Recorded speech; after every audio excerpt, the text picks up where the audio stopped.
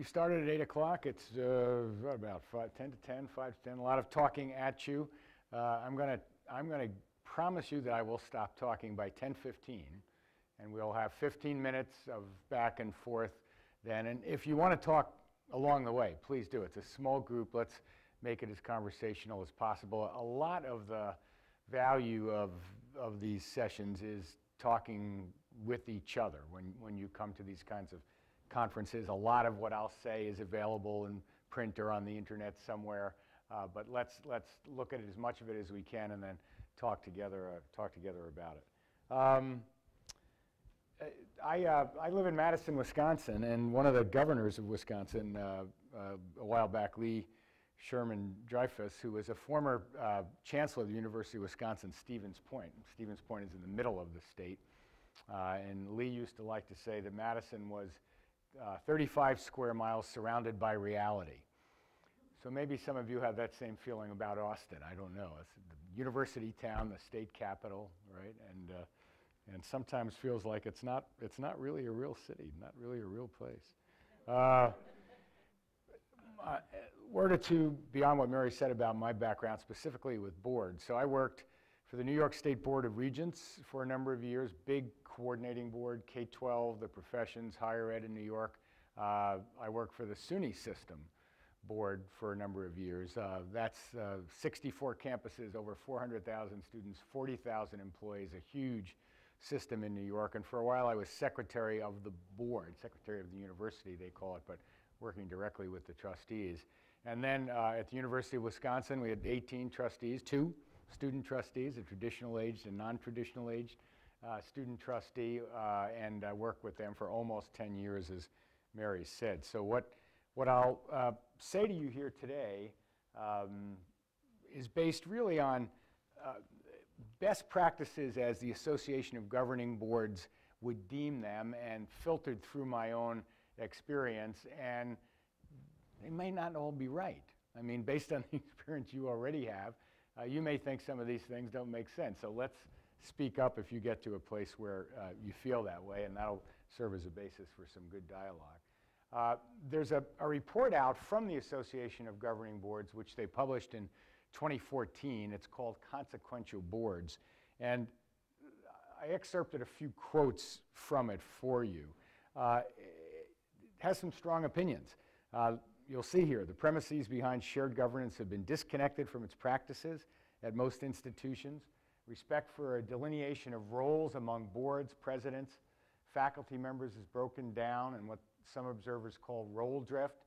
Some boards have moved into institutional management and academic policy, even as others have disengaged. Faculty members increasingly want to exercise veto rights over fiscal decisions, maybe final decisions in some instances. Legislators and governors, in turn, want to get involved in things like articulation and transfer policies, policies for awarding academic credit. Board culture, they go on to say, is central to board effectiveness. It's the accumulation of traditions and habits of work that have developed over time through both written and unwritten rules that guide behavior. And every board has its own culture, and that culture shifts over time, I've found, and as new members of the board come on, older members leave, and I think board members who are effective always have their antennae up for what that culture is at the moment and how they can best work in it in the interests of the students and the institution and the public that they represent. So that's, again, starting with this Consequential Boards report.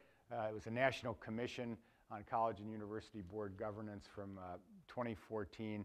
Phil Bredesen, the former governor of Tennessee, chaired it, so it was a bunch of people not just from the academy, but from outside the academy as well. So let me jump into right away then to what I'm going to propose to you are essential responsibilities of boards. And let me say here to start, for those of you who are trustees, thank you, right? You don't get told that enough, but you know, this is a job that has very high pay and nobody criticizes you, right?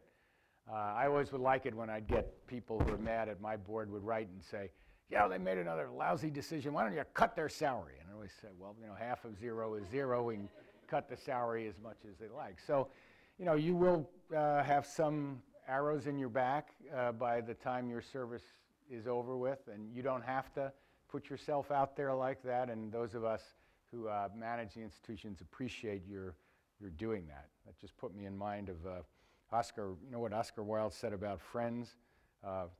Friends are people who stab you in the front.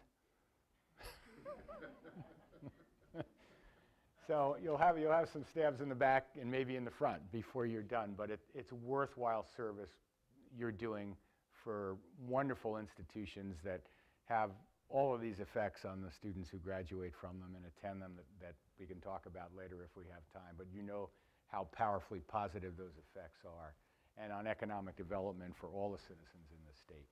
So, essential responsibilities, fiduciary responsibility for their institutions. I'd highlight two things. That involves those fiduciary responsibilities essentially ensuring that the board is, that the institution is meeting its mission and ensuring that the institution has long-term viability. I think those are the two most important fiduciary responsibilities for board members. You, of course, are also responsible as trustees for the recruitment, compensation, performance review of the president of the institution. I think most board members would say that's the most important. If we had to pick out the single most important functional thing we do, that's it. Hiring the right person, getting her or him to come, getting her or him to stay, getting her or him on course if they start to get off course, all of that. Third, the board broadly defines the educational mission of the institution, determines generally the academic programs the institution shall offer to students, and is ultimately accountable for the quality of the learning experience. So mission, programs, and quality, I think these should be at the core of your consciousnesses as board members, excuse me. Public and nonprofit boards are overseers of the public trust that they hold, and they need to be accountable for meeting the public trust in ways that are appropriate for their institution. I think accountability to the public is an essential part of what you do. The public rightly expects that from you, and even if they disagree with decisions you're taking, if you take them in a way that they're explainable and you can defend them in a publicly accountable way, most people will say, okay, I don't like that decision, but I understand why they did it, and let's move on to the next big decision about this wonderful institution that they govern. Boards are responsible for ensuring the independence of the institution and for safeguarding academic freedom. So, you know, the metaphor I like to use here is that boards need to be alternately like a buffer and like a conduit regarding the outside world, if you want to call it that. That is, sometimes I think it is the role of boards to buffer some of the heat, to say, look, I know you don't like what this professor is saying, but he or she is an expert in this discipline, and we'll talk a little bit later about academic freedom, and they have a right to say it. And you can disagree publicly, as I might, with what this professor is saying, but they have a right to say it, and I'm not going to tell them to stop. I'm not going to try to get this person fired. On the other hand, I think sometimes board members need to be conduits from the public into the institution, and sometimes we need to feel the heat from the public in a more direct way, perhaps, than at other times. And you all are, you're innie-outies, right? You're kind of border runners. You run that border between the institution and the rest of society, and you're bringing news in. Hopefully you're taking news out. You're advocating in a positive way as well. But that's a unique thing that boards do need to do. Boards define the terms of shared governance within their institutions through respect for traditions, those traditions including delegation of recommendations for academic policy to faculty. And so ultimately you're responsible for the academic programs the institution offers and for their quality. But as the governing board, you delegate that through shared governance to the faculty. And that's kind of a constant back and forth, or can be, working with your administration. And you have the final fourth, but exercise it with with care and in the spirit that I think the former Justice of the Supreme Court, Felix Frankfurter, said when he talked about the 4 freedoms of the university. I don't know if you've heard this. They're very good, I think. That the university is to determine for itself on academic grounds 4 things, Frankfurter said. 1, who may teach. 2, what may be taught. 3, how it should be taught. And 4, who may be admitted to study. Who may teach, what may be taught, how it should be taught, and who may be admitted to study. The 4 freedoms of the university that boards are in place to oversee and defend at the ramparts. And again, a lot of delegation there, but you retain oversight of all of that as public board members. You make decisions about finance, budget, guidelines for the allocation of resources, and you just learned, if you didn't know, something about that from our previous speaker Mary Knight, and strategic financial planning as an element of your role in strategic planning. Follow the money. Follow the money and determine where it's going and determine if you're comfortable with where it's going and what it's being used for. And I'll talk a little more about this in the 1045 session on monitoring and oversight.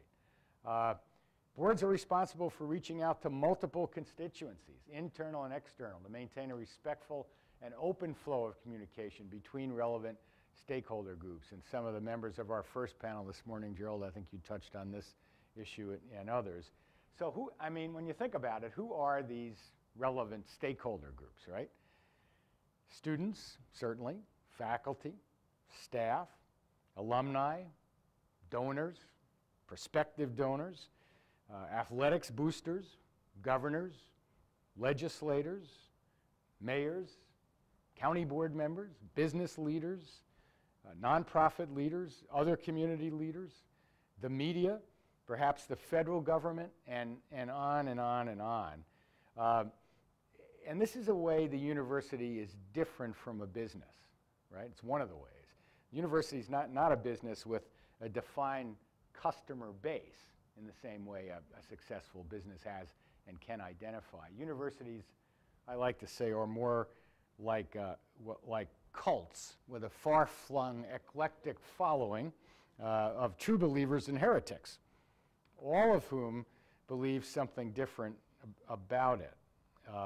And you, as trustees, are key interlocutors with and among all of those various stakeholder groups, because you really are the one set of people who stand between the inside of the university and its relationship with all of those groups. Yes. Oh, Sheila Stern. Sheila, former Commissioner of Higher Education in Montana, and will be a speaker tomorrow. Welcome. No, it's fine.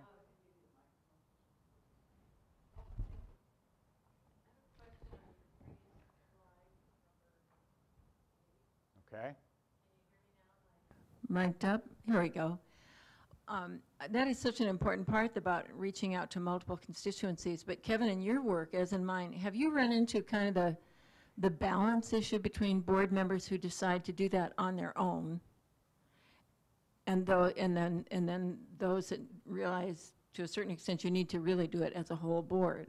Right. Because I've had what other board members almost thought, and certainly some faculty and presidents thought were quote unquote rogue board members, because they just hopped around all different campuses and they seemed to get what they proclaimed to be secret or proprietary information, and the board was, well, yeah, you're reaching out.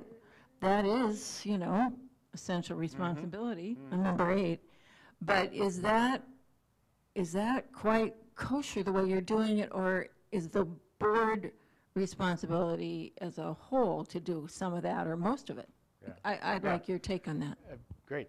Excellent question and good reminder. And these are kind of a list of essential responsibilities, simply put. But the question that you're raising, Sheila, is what should be any board member's behavior, right, around these responsibilities? And I think it really is important for board members, especially when you're working with powerful external groups and powerful internal groups, to work through both your board chair and your president or CEO. So those two people know what you're doing, they know the conversations you're having if you're having them, and you will have them. I mean, people will approach you in the supermarket and at the football game and on the golf course and everywhere else and want to chat, and most of the time you don't want to be impolite and say, I can't talk about that. You want to have a chat, and you want to bring that back to your board chair, to your president, and then you want to chat with them a bit before you give any kind of quasi-definitive answer or policy response to any of that. Now, a practical suggestion on the behavioral side, which we found in Wisconsin, worked really well to sort of make this behavior positive rather than negative.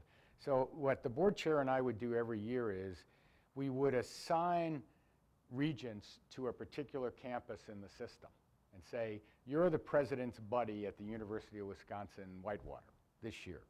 So you really take a special interest in Whitewater. You often had 2 of them per campus, and get to know it, visit it, talk to the president, talk to the student leaders, talk to the faculty and staff. And I would say to them, at the end of the year, when we do that chancellor's performance evaluation, I'm going to call on you in front of your peers in closed session, but in front of your peers to say, well, you know, you know more, or you should, about UW-Whitewater this year than any other regent. What do you think? Is my evaluation of how they're doing and the chancellor leading it fair? So that kind of, especially when you told regents a year from now you're going to have to speak in front of the board about what you learned about that campus. That you know, gave some formality to those kinds of interactions. It also directed the energy of some regents who had a lot of energy to do this kind of stuff to a particular campus that they were having back and forth about with their board chair and with the president, with me in that case. Good point, Sheila, thank you. Legal and regulatory environment within their institution, you need to understand that and the environment in which the institution operates and ensure compliance. You know, this is not very glamorous, but it's basic and it's so important. And if it doesn't get done well, the reputation of the institution comes into risk. And that's, again, in terms of fiduciary responsibilities of trustees, one of the biggest ones is to guard the reputation of the institution you represent. And sometimes, you know, you just got to read those audit reports and accreditation reports a little more carefully than you want to. Conduct the board's business in an exemplary fashion with appropriate transparency, highest ethical standards, complying with applicable open meeting and public records laws. This was mentioned this morning. Ensure the currency of board governance policies and practices. Periodically assess the performance of the board, its committees, and its members. And let me say that last piece about periodically assessing your own performance is probably more honored in the breach than it is in the actual keeping. And it's hard to do that kind of evaluation when you operate in a public environment, right? I would say that from what I've seen, AGB has some really good approaches to board self-assessment, and we can talk to you about that if you'd like, but I think it's really essential. The transparency issue. You know, one of the things that's true now that wasn't when I started in this business was how transparent social media has made everything we do, especially if we work in a public institution subject to freedom of information and open meeting laws. And certainly as the CEO, if I had a crisis, 100 people at least would know about that crisis on campus before I did typically. I mean, you couldn't get out ahead of it. But I think there are ways that public boards can use that to their own advantage, and one of our colleagues, Ellen Chafee, is working actually with AGB on a set of sort of guidelines for how you take on tough issues in public space in a way that's transparent but also diplomatic and doesn't dig you into a hole or further into a hole you may already feel that you're in. So really important to think about all that. Okay, it's just about 10:15. Let me do one more slide and then we'll stop and we'll open it up. this partnership is really the most essential partnership, I think, in governance in universities, the one between the board and the president or the chancellor. And it's about mutuality, I'd say. There need to be clear expectations that the board has of the chancellor and they need, or the president, and they need to be laid out at the beginning of the year and assessed yearly in some kind of annual performance evaluation ritual. The next three, I think, 2, 3, and 4 are all of a piece. Common sense of purpose, a shared vision, a mutually agreed upon plan that has strategies and tactics for implementation of the plan and that is based on that common sense of purpose and shared vision. And then a commitment to inclusion by all the stakeholders. So one of the things that I think can happen with boards is, especially if they're larger boards, is you have a group of board members who are the officers perhaps, and then some others who are kind of active and in the in-group, and you've got other board members who can feel like they're not kept fully informed, they're not as active, they're not as trusted. I think it's the obligation of the board chair and the president working together to make sure that all the regents, all the board members feel that they have a full stake in the governance of the institution. And that's not easy to do. It takes conscious attention, and it takes asking people who you sense may feel are not being fully engaged, what can we do to engage you more fully? What can we do to, here's an assignment. Would you like to take this on for us? Here's something we'd like you to learn more about and talk to me as the president, talk to your other board members about it at a meeting down the line. So all of that mutuality between the president, especially the chair of the board, but the president and the board generally, and mutuality between and among board members, really, really important in the functioning of governance in our colleges and universities. So it is 10:15. I'm going to stop and see what questions, reactions, objections you have to what I've said so far. Yes, over here. And why don't you say who you are and where you're from? My name is Stuart Stedman. I'm with the coordinating board. On the board, we've talked on the phone. And I'm from Houston, Texas. So Mike Reeser talked about, the role of the board chairman in managing the board. Well, how do you do that with open meetings?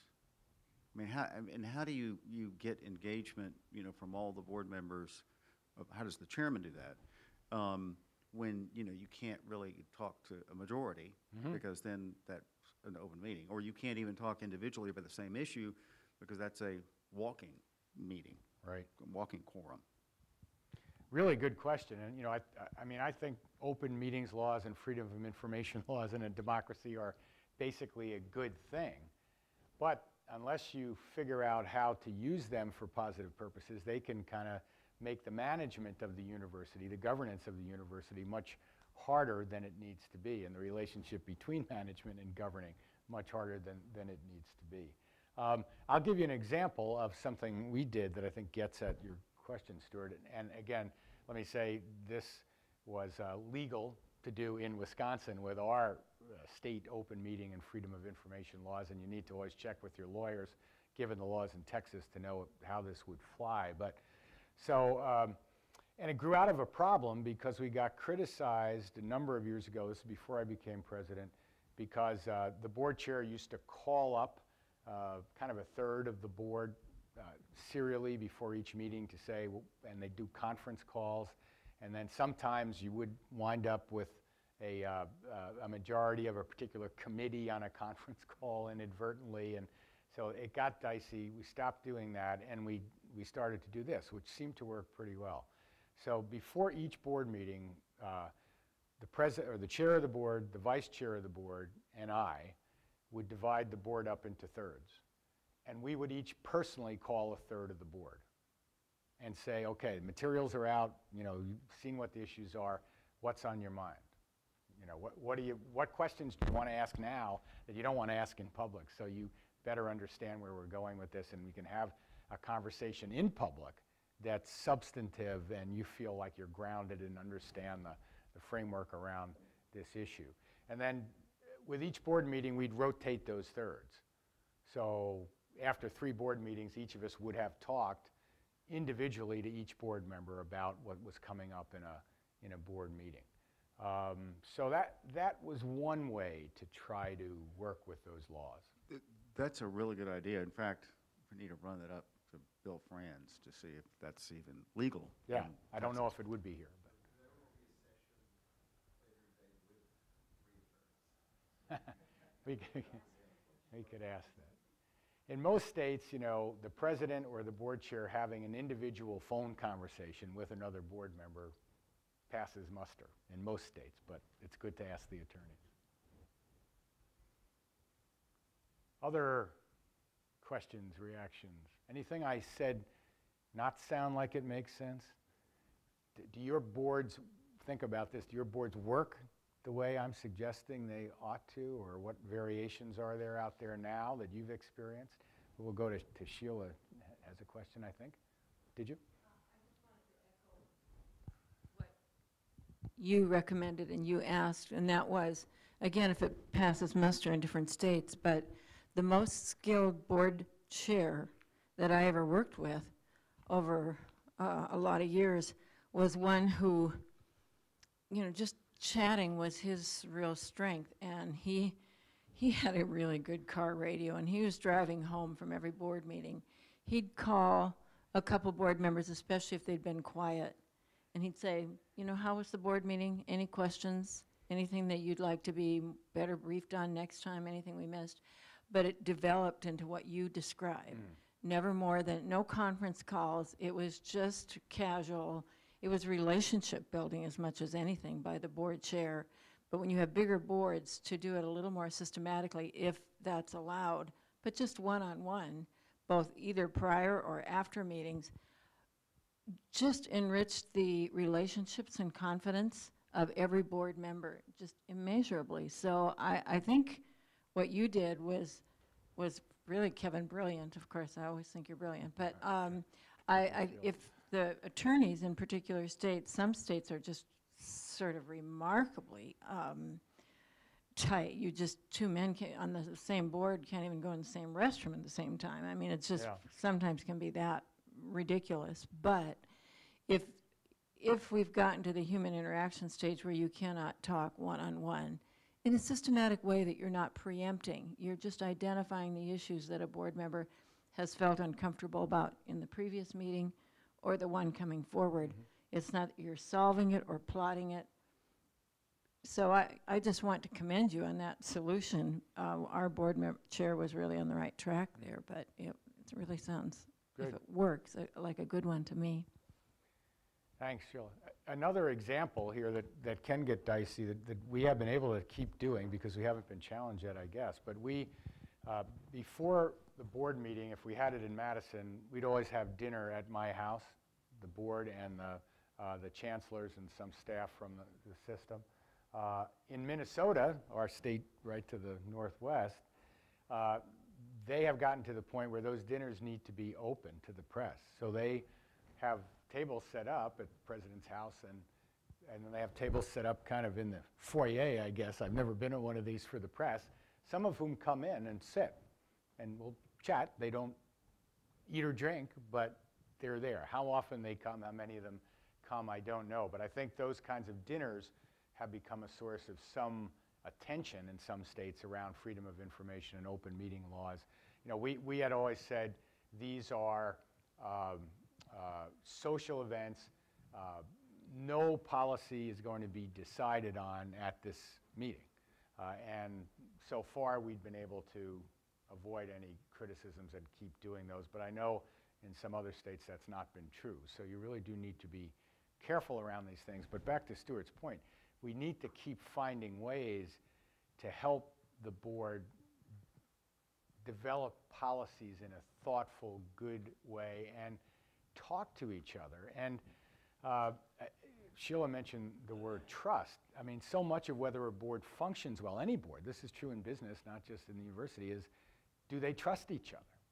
And trust takes some conversations, sitting together, socializing over time, and we have to find ways for boards to do that within the interpretations in our states, the letter and the interpretation of our open meeting laws. Do we have time for one more, Mary? We have time for a couple more. Anything? All right, well, let me go to another set of slides to wrap this up. And there's all sorts of no-nos we can do if we want, but let's look at these about performing boards and high-performing boards. I think it's interesting to use these two frames when we think about how we do our work, right? So performing boards, you know, get the work done, do things right, and when you're a public board, you have a lot of stuff you have to do. You know, you have reports that have to be received and acknowledged. You have budgets that have to be sent to the legislature and the governor. Sometimes there are reports that the legislature has required the university to submit through the board that are 50-year-old sort of requirements that don't make a lot of sense anymore, but like a lot of laws and regulations, it's awfully hard to get them changed once they're on the books. We had many of these where we'd send them down to the legislature and never hear anything from the legislature about them ever again. But whenever I said, why are we still, do you guys really want this? Oh yeah, we want it. So you have that, you have to get stuff done. But a lot of what high-performing boards can really do is decide which is the most important stuff and focus on that and delegate as much as possible of the non-important stuff to others. Performing boards, this is good enough. The ones that are really high-performing have high but realistic expectations and really want to be best of a kind or best in class, are looking at organizations like AGB, like the Association of Community Colleges, and saying, what are best practices? How do we incorporate those into our work appropriately for our board? And, you know, it might be appropriate at the University of North Texas, might not be appropriate for the coordinating board, might not be appropriate for University of Texas at Austin. But there are parallel institutions out there where those kinds of best-of-kind practices are there, and you should know them. Performing boards, most boards have strategic plans. High-performing boards really have strategic plans that are aligned with the way they make their decisions. Budget decisions especially, but personnel decisions, academic program decisions, and those decisions over time scale up, and the board helps to get buy-in from across the institution so that the things actually get implemented that are part of that strategy. Again, performing boards, incremental improvement. High-performing boards, looking at more substantial improvement around things like quality and educational effectiveness. And let me put in my little talk about quality here, because I think it really is important, and especially you know, when you're looking at performance funding, which we heard, you know, you are in some ways, when you're looking at your 60 by 30 Texas plan about graduating more students, it's really, I think these days, high-performing boards and universities have intelligent discussions about what do we mean by academic quality, right? And I mean, that's always the squishiest subject, the metrics, the money, you know, the data, the enrollments. You can look at those and say, okay, we're up, we're down. Is our quality better now than it was last year or 5 years ago? Or how are we going to make it better 2 years from now? That's not an easy or uncomplicated discussion. But what I would say around quality is, well, let's start with the students. So you've got a 17-year-old student who wants to come to UT Austin and major in history and go to the football games and be active in student government and be on the radio station, the student radio station, wants to have a thoroughgoing, active residential experience. And then you've got a 38-year-old single mother, full-time work, 2 kids, a dog, a house mortgage, and she wants to go to the University of Texas at Dallas and finish 20 credits to get her baccalaureate degree so she can get promoted and go on up the ladder in her career. Now, it seems to me that those students' needs are different enough that if we define quality one way for both of them, we're not going to make it, right? It's not going to be fair to one or both of them. That 38-year-old single mother has all sorts of obligations that aren't going to allow her to do some of the things that that 17-year-old arriving as a freshman at Austin is going to be able to do. But can we still offer her a quality completion to her baccalaureate degree and be proud when she walks across that stage and the president hands her that baccalaureate degree? Absolutely. And those things devolve around what's the quality of the instruction she's being offered, what level of attention is she getting at times and in ways that she can actually access. So for a lot of those adult students, one of the great things that's happened recently around quality is the ability to deliver instruction electronically, to hold classes on the internet, to get feedback that way. So as we become more and more convinced that greater proportions of our population need to get to and through some kind of college degree, whether it's a certificate program or a 2-year degree or a 4-year degree or a master's on up, we're going to have more and more different definitions of quality. And boards need to be helping us in those discussions and need to be helping the general public understand that there are those differences. And you know, for those of us who are a little older, we always default to what our college experience was, right? And that's the quality experience, or that's the way it should be. We have lots of different students now, many, many more students in our post-secondary system than we've had ever before. So when I was a student, we had about 6 million enrolled students in post-secondary education. That was back in the late 60s, early 70s when I was an undergraduate. The forecast is by 2018, we'll have over 18 million enrolled. So we'll have tripled over the course of my experience in higher ed, the number of students we have enrolled. So we need to be mindful of that on all of these performing boards and high-performing board standards. Reacting to challenges, focusing on change, so you try to get out a little bit ahead of that change. And you know, I always like to say change is good, you go first, right? Because it's hard.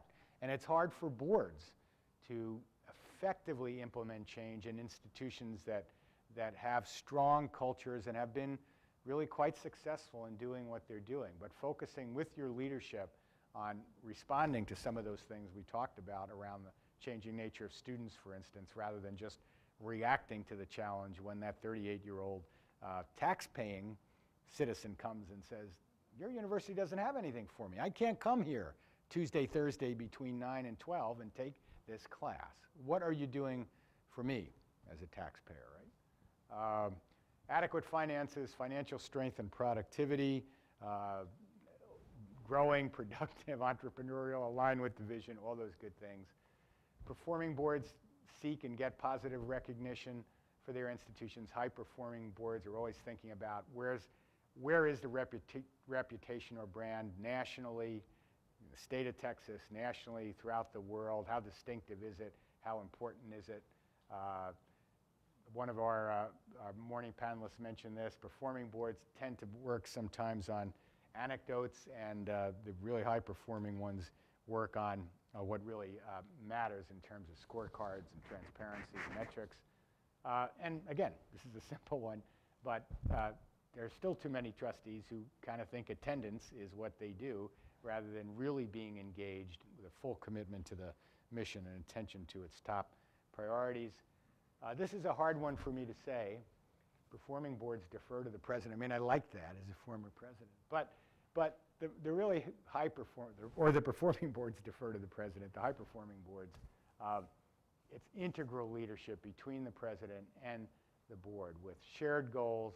You do different things, but you work together on that focused mission and strategic plan.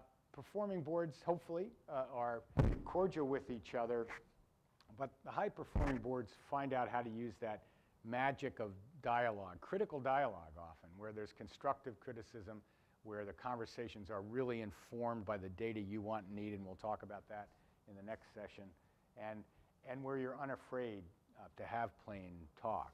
And it takes a lot of work, I think, to get to that third bullet where you really are unafraid to have that plain talk. And lots of issues that can get you into trouble quickly if they come out of your mouth in the wrong way in a public meeting. So thought with your board chair, with your president about how to talk about some of the tough big issues that are always on our plate, right? And we're a microcosm of society, and we often have some of these issues explode on our campus before the wider society has to deal with it, or after we've had a few incidences in the wider society. So many of our campuses are then grappling with that particular issue. And how to talk about that through the magic of constructive dialogue is a really important thing to think about.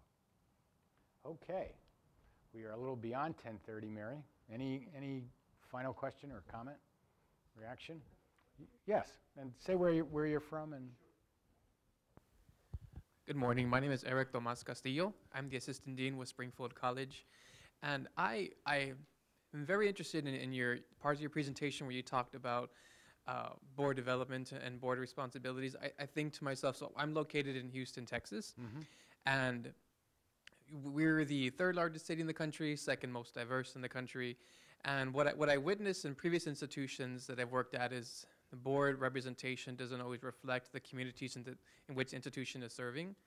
So can you talk about advice about developing boards that are representative of constituencies? And what I've also witnessed at previous institutions, and even this one now that I'm at, is that there seems to be an emphasis on executive in terms of CEOs, lawyers, construction owners, energy owners, and whose connection with institutions has usually been their own personal experience or their child's.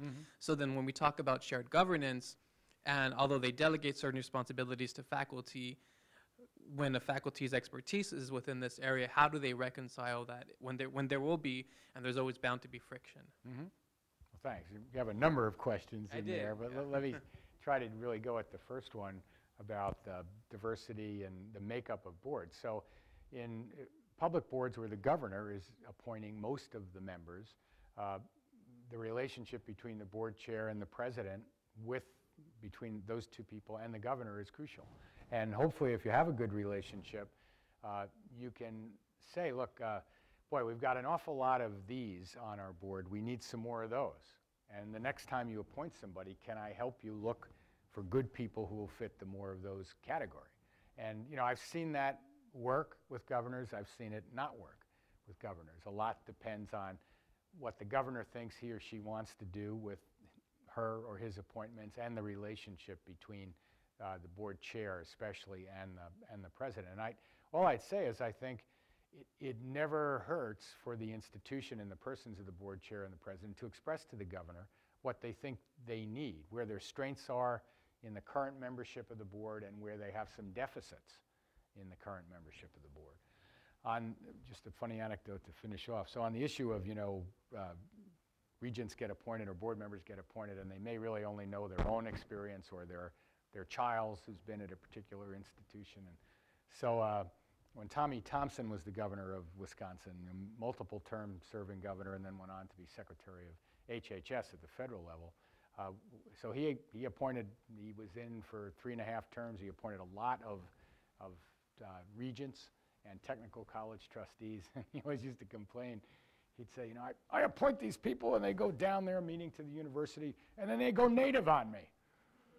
And I'd say, Governor, yeah, that's, if I'm doing my job correctly, if I do the orientation part and get them to understand what the university is doing, that's kind of what trustees are supposed to do.